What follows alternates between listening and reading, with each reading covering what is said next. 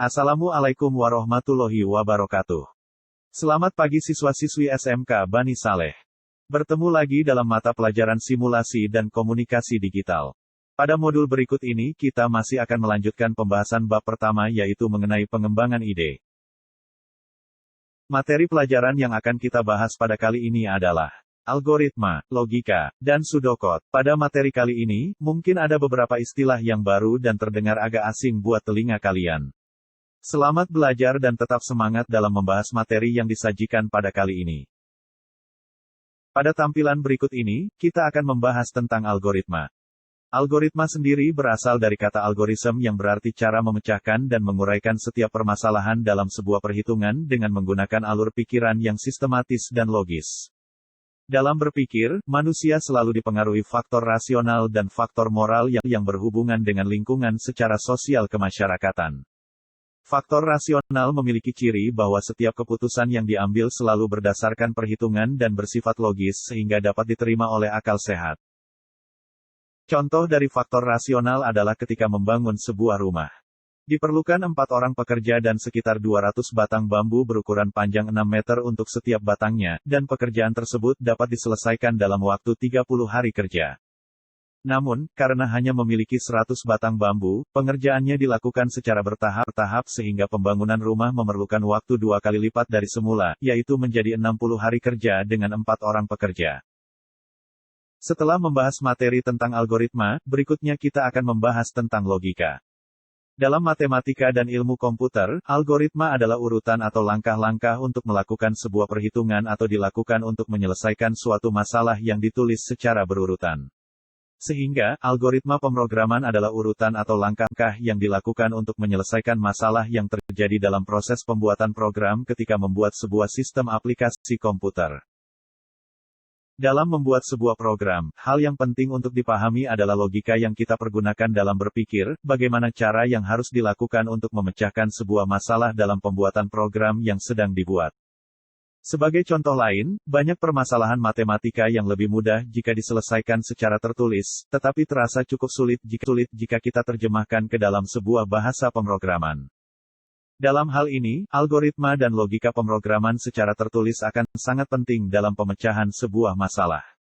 Adapun faktor moral banyak memberikan pengaruh pada pola pikir manusia terhadap perbuatan, sikap dan tingkah lakunya pada kehidupan dalam sebuah lingkungan masyarakat, seperti dalam proses pembangunan selokan atau sistem saluran air di lingkungan kampung yang dapat dilakukan secara gotong royong. Istilah logis atau logika identik dengan akal dan dapat diterima secara ilmiah. Dan ketika berimajinasi atau menggagas sebuah ide dalam dunia digital, diperlukan pemikiran yang logis. Dalam arti bahwa pemikiran tersebut dapat diterima oleh akal dan penalaran secara ilmiah. Penjelasan mengenai logika selanjutnya adalah, logika sendiri berasal dari kata logos yang berarti hasil pemikiran yang disampaikan dalam kata-kata, tulisan maupun verbal. Sebagai bagian dari ilmu filsafat yang menekankan pemikiran secara baik, tepat, urut dan sistematis, logika menjadi model awal terciptanya teknologi kecerdasan buatan atau yang lebih dikenal sebagai artificial intelligence (AI), seperti bidang robotik atau mekatronika. Penyajian algoritma secara garis besar dapat dibagi dalam 2 bentuk, yaitu berupa tulisan dan gambar yang relevan dengan materi yang sedang dibahas. Algoritma yang disajikan dengan tulisan yang memiliki struktur bahasa tertentu, misalnya bahasa Indonesia atau bahasa Inggris, dan pseudocode.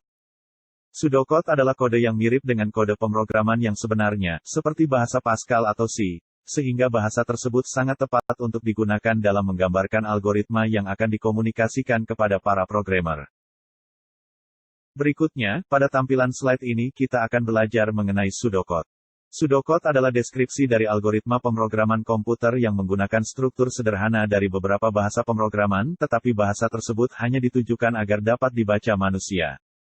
Tujuan penggunaan utama dari pseudocode adalah untuk memudahkan manusia dalam memahami prinsip-prinsip dari suatu algoritma. Penggunaan pseudocode umumnya banyak kita temukan di buku-buku dan artikel-artikel tentang pemrograman yang membahas tentang algoritma tertentu. Kadangkala pseudocode dapat kita temukan dalam perencanaan pengembangan suatu program sistem komputer.